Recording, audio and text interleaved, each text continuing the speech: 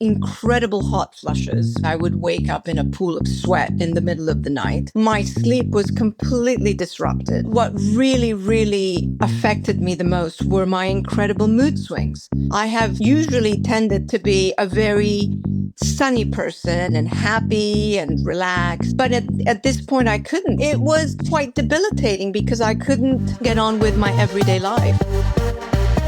Welcome to Your Second Act, the podcast that proves that life doesn't have to end at 40, 50, or even 60, because when it comes to living your best life, age is just a number.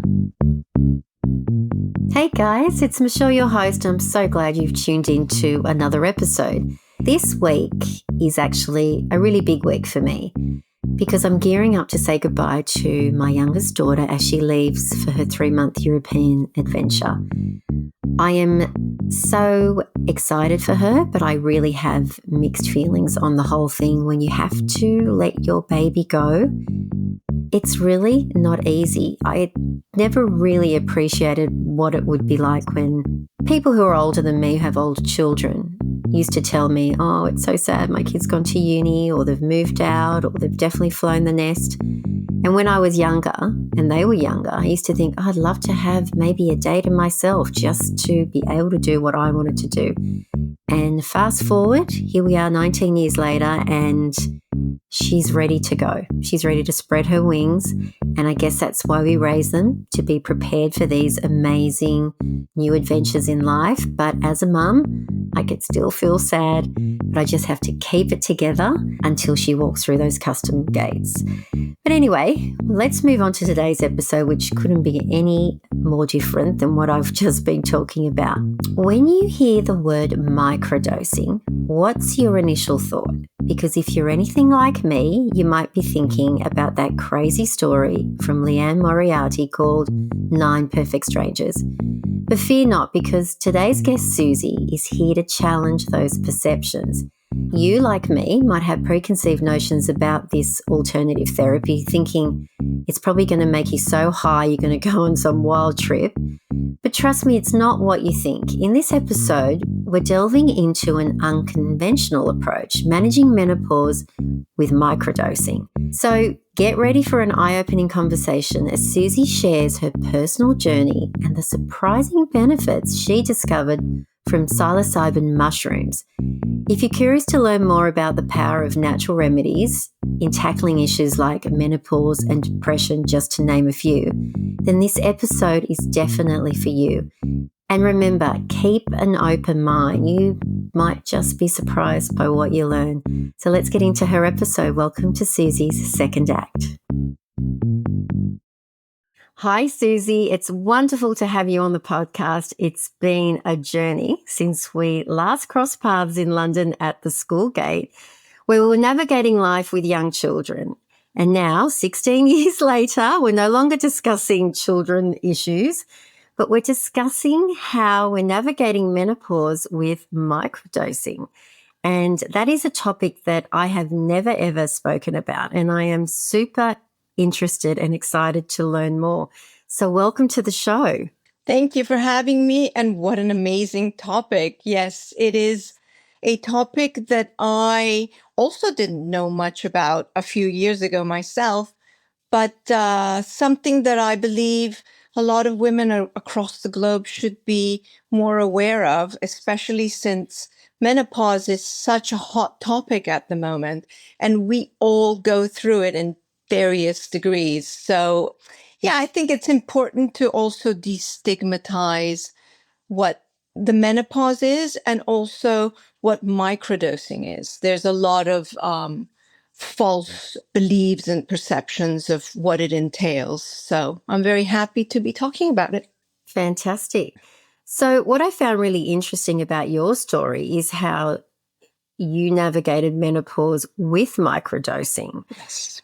I mean, natural remedies obviously sometimes can be quite a taboo subject. And I think it's because people don't completely understand. But when we were speaking a week ago and you were telling me how it really helped you navigate your symptoms, I thought, well, this is a subject that I really want to learn more about it. And I think there are a lot of women who are suffering in silence, and just having a different point of view can really open your mind. And I understand that microdosing definitely can open your mind. So can you just tell me how you actually got into it? I've always been very in tune with natural remedies. I was brought up taking homeopathic, and I'm not a big supplement person either. But I think when push comes to shove and the reality of your symptoms hits you so hard, you have to reevaluate what it is that you can do to help yourself go through these, I suppose for some women, very difficult times. So I met a young chap when I was at a retreat in Ibiza, and he sort of introduced me to more alternative ways of looking at things, of which in this instance it was microdosing. I personally didn't know what microdosing was. I microdosing, like most people, when I mention it now, they look at me a little bit blank, or they know exactly what I'm talking. There's two camps here. And so I came back to England and I did extensive research to see what it was that I could benefit from microdosing. And I decided to take the plunge. So microdosing is, as the word says, it's a microdose of a psilocybin mushroom. And the mushrooms, there are different types of mushrooms out there. They were usually psychedelic mushrooms. But when you microdose, because the level is so small, also the psychedelic aspect you don't get a high.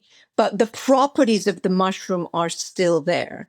And what it does is that it interacts with different symptoms that you may have. Usually they use microdosing or macrodosing, which is the bigger dose, for people that have PTSD and anxiety.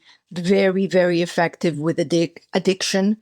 So I thought, well, if all these things are benefiting from these small dose of psilocybin, perhaps it could help me with my menopause symptoms, of which I had every single symptom in the book. So I started experimenting on a small dose initially, and it was quite a revelation for me. I mean, I know it sounds strange, but it's almost as if the symptoms dissipated almost instantly. And I started to feel human again. Wow. What were some of your symptoms? Well, what were some of my symptoms? Well, I obviously had incredible hot flushes, which were very, very annoying because I would wake up in a pool of sweat in the middle of the night. My sleep was completely disrupted. But what really, really affected me the most were my incredible mood swings. I have usually tended to be a very sunny person and happy and relaxed. And, I could sort of tackle life, whatever it threw at me. But at this point, I couldn't. I was probably through sheer exhaustion, frustration from the sweating, and the mood swings. I think it was the mood swings that affected me the most. And of course, foggy brain. I almost had prego brain on a whole different level without being pregnant. So it was, I suppose, quite debilitating because I couldn't get on with my everyday life and work as I used to. So I had to sort of take control and the reins of how to sort of manage my body. Also because the medical practice in the UK, like in many other countries, I should think, weren't taking me seriously. I think initially some doctors said, oh, maybe you should go on an antidepressant. And I said, but I'm not depressed. It's just, I am not a depressive person. And if I come across as if I'm depressed, it could be something else. I didn't know that I was going through the menopause. That's the other problem. Yeah, exactly. Wow. So, and obviously going through such a change has a big impact on your family. When you started microdosing, what were the changes in you? How did they see the change? They must have, if you saw it within yourself. Well, initially, I kept it a little bit on the quiet side because I wanted to somehow see if there was a change in their reaction, if there was a change within me, and if they noticed the change whilst I was with them. So I kept it quiet. But I know where you're leading to. My son came to me one day. This was, I think, a few weeks in, because you microdose for 6 weeks on and then 6 weeks off. So a few weeks in, I'm feeling very much Susie again. I'm calm, I'm creative. My brain is actually astute again. I can function. I set up a few things within that period which shocked me because I could. And my son comes up to me and says, Mommy, whatever it is that you're doing, continue doing it.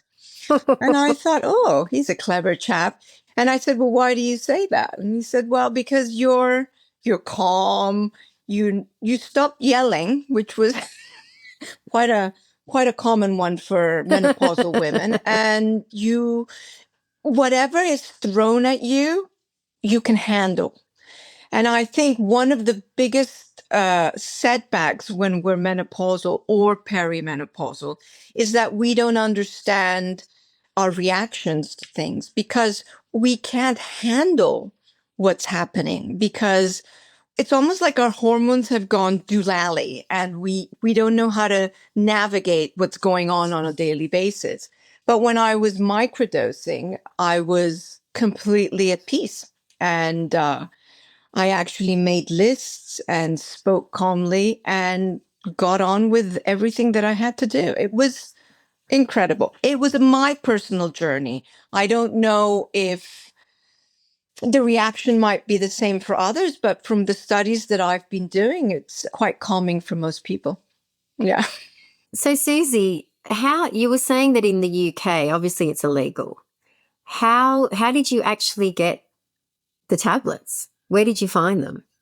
So Yes. the UK situation, wow, yeah. No, I'm cool with it. I'm a spokesperson for this actually in the UK. It's a tricky situation. I'm not alone in my endeavors here. There's a lot of women in my position, and they're quite high ranking. And there's a few journalists actually that have done similar things as myself and written in the Times and the Guardian and articles about their psilocybin microdosing journey, exactly as I did. So there are different ways of obtaining mushrooms. There's a whole underworld. I think even an hour away from London in Bristol, where they are producing capsules and they sell them. It's word of mouth and WhatsApp numbers, and they can actually send them to you. They also prepare kits that you can use at home and sort of get on with your psilocybin journey. I personally went the Holland route because that was the advice that was given to me by my friend in Ibiza, and I just ordered them through a mutual friend in Holland with a Dutch card, and they were sent to me via post. The problem now is that I think Customs and Excise has gotten wind of this, and occasionally they intercept at customs at Heathrow or Gatwick or wherever. And so they don't allow you to get your package, and sometimes they knock on your door. So it's almost better to just get your dosage through a reputable provider within the UK. I personally think that these it should be legalized like you did in Australia. Yeah, I did a little bit of research, and through the National Drug and Alcohol Foundation, they said as of the 1st of July 2023, you can actually go to your general practitioner, and if they feel that that is something that you do need, especially if you're very depressed and antidepressants aren't working, they will refer you to a psychiatrist who can then prescribe this form of medication microdosing. So you're saying in the UK that is not the way? We're working towards what Australia has managed to achieve. In fact, I'm very, very impressed because you guys are almost like the leaders in progress of natural remedies. I mean, there's a whole array of natural remedies that exist and have existed for thousands of years that are very, very effective. The problem is that well, there is no problem actually, but what Australia is saying and doing that yes, you can be prescribed through a practitioner and with a control session with a psychiatrist to aid in the healing process of whatever it is. In this instance, probably deep depression or bipolar disorders or extreme anxiety. And they are very effective. The problem, I think, within society around the globe is that it's not something that big pharma is peddling, let's say. And also because, in my humble opinion, through my personal experience, it is very effective in healing whatever symptoms you might have. So it's not something you can continue it if you want to always have that calmness if you suffer from deep anxiety or in the menopause as well. If you need it, then you can take it. But it's not like taking a pill like pharma does. They prescribe you something which stays with you for life. Whereas here it doesn't. It's non-addictive and it's effective once you take it. And so there's this discrepancy on how it can be marketed. I think personally that's what's happening and why it's not more widely available. And also it's a drug. I mean, it's a natural drug, but it is a drug. That's the psychology behind it is quite tricky. So can you It's a take good me drug. through when you first started? Yeah, it's a little bit like I was thinking when you were speaking. You know the movie When Harry Met Sally? And that woman says, I want to have what she's having. Well, I feel like I want to have what you're having or what you've had because it sounds amazing. I think as a society, we rely a lot on prescription drugs. And I think a lot of us aren't educated in this form of natural remedy. But I would say it's a hell of a lot better. You're not putting chemicals into your brain. But again, I am not saying that you shouldn't do that because I am not a doctor. So all I'm saying is open your mind to the possibilities of maybe something else helping you, which is amazing. So can you just take me through how you felt, like the steps? So you were saying you were 6 weeks on, 6 weeks off. When did you start feeling the initial effects of it? So I did something called the Fadiman Protocol. And Dr. Fadiman was a professor and he ran courses and classes at Stanford University. His protocol consists of you take your first microdose on day one, and then you keep the effects of day one, two, and three. On day two and three, you don't take anything. And then on day four, you take another microdose. I took my truffles, so they were truffle mushrooms, and I took mine via a tea that I would prepare myself on an empty stomach, because that way you ingest it and it goes straight through your bloodstream. The effects, I have to say, are pretty immediate. So, in taking it for my 6 week period, okay, so one day yes, 2 days no, day four again for 6 weeks, it was very constant, and I followed it to a T. Very simple to do. And you're coming back to your question. I think on the first day, I took it easy. I took the day off. It was a new experience for me. I had to make sure that I wasn't tripping because I didn't know what I was going to ingest.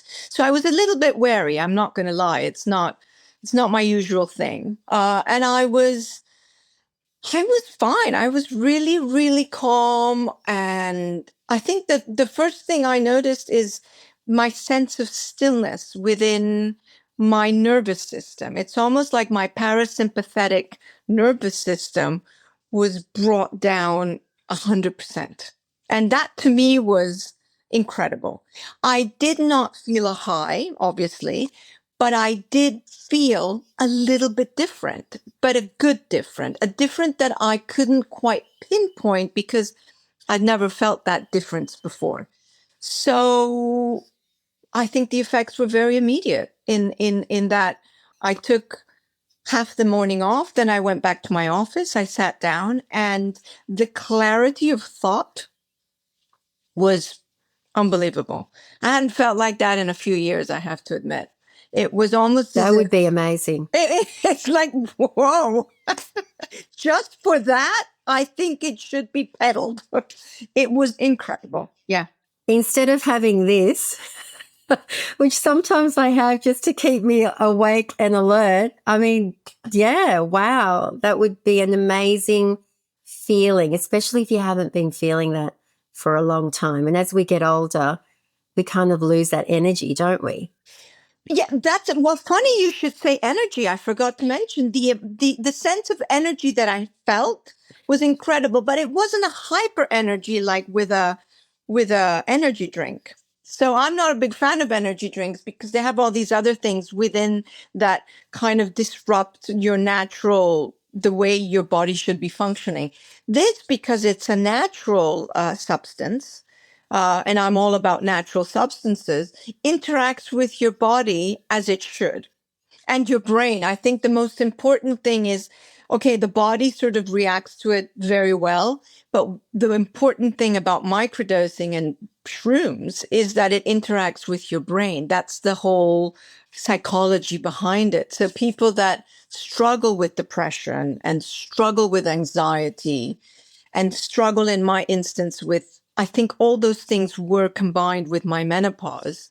It kind of levels it out. It allows you to sort of understand, and it's almost as if the brain chemicals start, the synapses go back into place, and you feel you feel normal again. Because I've been doing some research recently about the menopause, and it's not an ovarian issue that causes all the hormonal imbalances. The hormonal imbalances in the menopause, they are now finding out, are neuro um, uh, triggered. So it's something in the brain that triggers differently that gives you all the different symptoms. And so if we can try and de-trigger what's happening within our brain, then our bodies react differently, and hence we don't feel that intense menopause. And microdosing, I think, could be a solution to that because it triggers those brain synapses. That's my humble, non-professional doctor's opinion, but from personal experience. Do you think it retrains the brain as well? So you're not having to microdose for the rest of your life? Like, does it, you know how some medications they say that's what it does? It's trying to retrain the brain to think a certain way so you don't have to rely on the medications forever. Would you say it's similar? I think it has very similar effects. In fact, I haven't microdosed for a while. And the other day I thought, oh, I'm going to start microdosing again. I think it's, yes, in a sense, it kind of readjusts the brain to remember how it used to function. Because, we as women, and perhaps men, but more so women, we have an evolution, don't we? Our hormones dictate most of our everyday actions from the moment we start menstruating as young girls to then, oh my gosh, we have to have a baby, to I am not a woman anymore. So there's this whole cross section of our life which is dictated by our hormones, and it plays a huge role on our lives, which is something that I believe needs to be addressed more deeply in our teenagers with boys and girls, because I think if we explain to young men and older men as well that our hormones dictate our moods, our personalities, our jobs, just our whole life. And if they understood how that interacts with us, there would be less friction between the sexes. Yeah. Because men's testosterone, which is their main hormone, their hormone goes in 15-minute spurts. So they get a rush of testosterone, they get aggressive or whatever they need to do, and then they forget.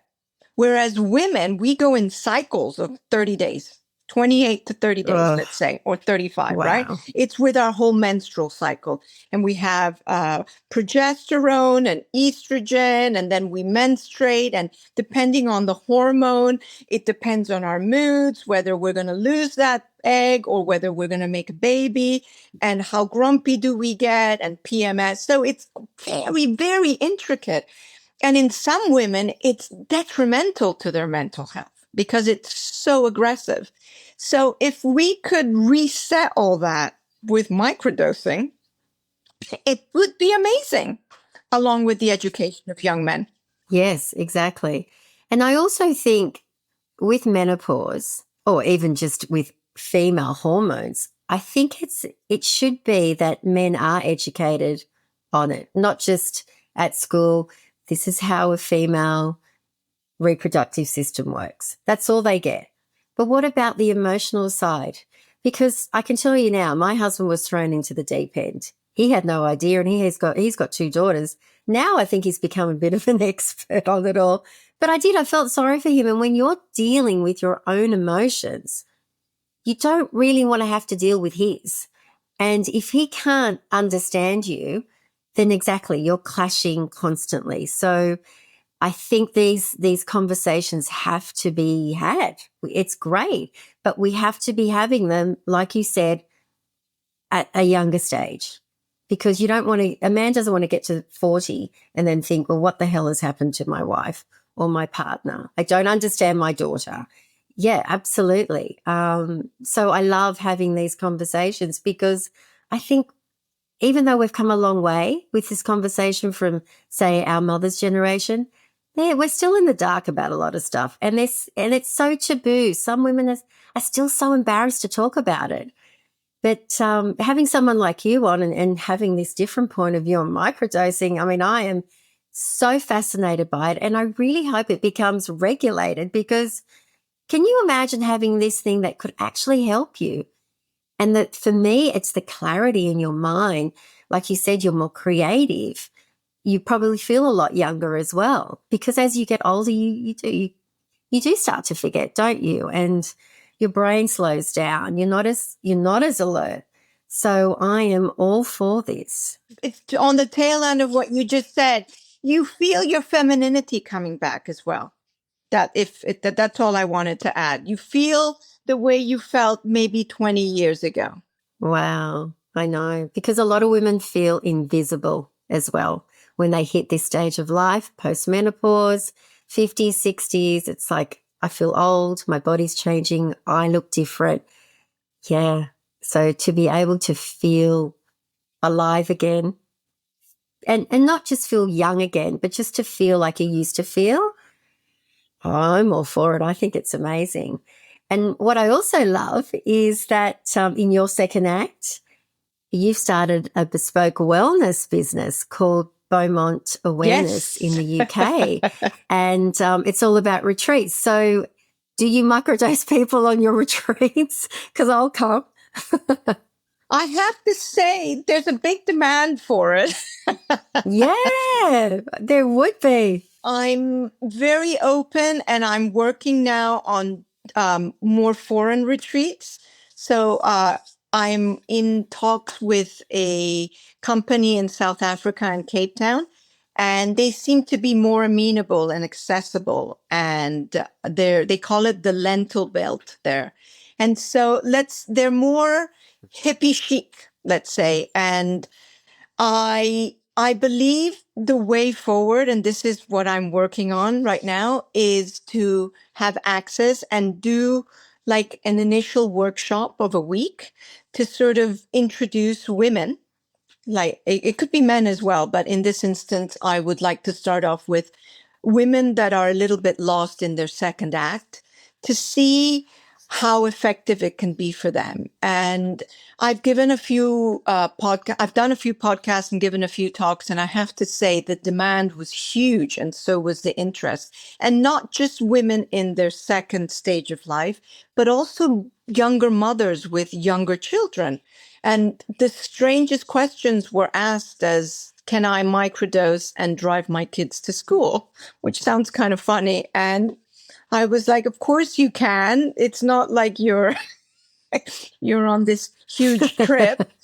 And I said, but why are you asking this question? And then I realized that we all struggle as women with everything that's thrown at us. And as you remember, and I remember, being a mother of young children is not easy. And so I think with what I was saying in my talk, they felt that maybe it would ease their fear and anxiety and perhaps their imposter syndrome as a mother, to allow them to navigate it's a minefield out there with the children and the schooling and the other mothers and the competitiveness, that you only realize that I only realize this now as I'm getting older and I've gone through all that, how ridiculous it is, right? But when you're in the midst of it, it's quite overwhelming. And I think that microdosing could really help with that as well, just to sort of deal with it, because it's tough. Once again, I think it's hormonally charged. Yeah, absolutely. So now that you've gone through this stage and you found that microdosing has helped you, what is it that you're enjoying about this stage in life? Well, this stage in life is amazing. Now that I've gone through the hump of my menopause, I've figured out a way to navigate it. And I've come to terms. I think this is the key for me. I've come to terms with what was and what's ahead of me. I think what a lot of women hold on to is the past and why you can't continue living with how it was. And maybe all the things that happened to me in the last 5 years have been an incredible lesson, which is a positive. All lessons are positive. So now, if I can swear, maybe not, but I don't care anymore what other people think of me, how I look, how I act, but most importantly, what I say. Because before we had to sort of fit into a certain box, especially in different societies. I mean, London is quite tricky in certain groups and school groups and mothers, and it's very hierarchical. And that never really bothered me. But now I can just tell them to F off. And I think a lot of women find it refreshing. They're like, oh, and that's when I say, when you reach my age, and I'm not that old. I mean, I will be 55 in May, but I think I look great and I feel great. I think the important thing is to feel and act great within yourself so that people feel it. And then you can say, you know what? Not my problem. That's what the second act, in my opinion, should be. It should be about us women. We've had all that experience, good or bad, and how are we going to adapt it to how fabulous we're going to be now, even more so than we were before? Because we've done the nurturing, we've done the wife, we've done the mothering, we've done everything. So it's our turn. This is our period to shine, and it can be amazing. That's the second act. Yeah, I love that. I 100% agree with you. I'm so excited about my second act, and I know a lot of people I know feel the same way. And it's so true. I really related to what you said before. I think when you feel empowered, it really does not matter. And if you want to tell someone how you really feel, then you say it because you're speaking your truth. For too long, I think I felt quite repressed and not being able to really be who I was. And now I think it's like a weight's been lifted. And it's not always easy. You have those days where you come up against a wall and you judge yourself and you compare yourself. We're human beings. I understand. But I think I'm a lot kinder to myself. And I think as women, we need to be, and we need to be kinder to each other as well, and really embrace this stage in life and lift people up when they're down. Like, you're not old. You still have so much ahead of you, with microdosing. Yay. Microdosing, but also I think the ideal combination would be microdosing and a female community. So I'm from Venezuela, and I feel that Latino women, well, you might be able to relate with this from your background as well. They women in their 50s and 60s from our cultures, they're fabulous. And the women stick together and they wear their bikinis and fix their hair and put on their lippy and walk out on the street. And they're like, whatever. And I think we need to embrace that a lot more in more Anglo-Saxon societies where we are fabulous at every stage. And men will turn around and say, wow, that's an incredible woman. And so I think that comes in also, I have a son. So in educating our sons to put women on a pedestal at every age. And my son does that to me. Maybe it's the way I brought him up, but he sends pictures to his friends and says, oh, look at my mom. Doesn't she look fabulous? And that's the respect that young men should have in every stage of life. That's what women need to do with microdosing and as a community. We need more respect for each other and propping up. Yeah, I completely agree. I'm all for that. And that's why I do this podcast. More of that. Now, if people want to find out a little bit more about microdosing, they can also go onto your website where you've written a few articles on it.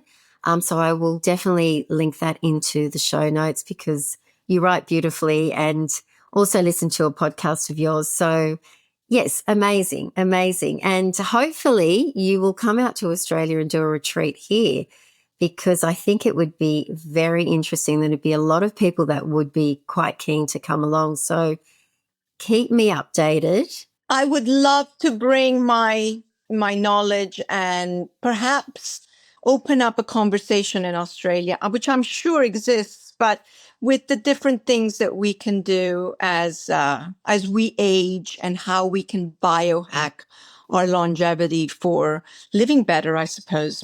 Yeah. Yeah, absolutely. Well, Susie, I always end the episode with the same question.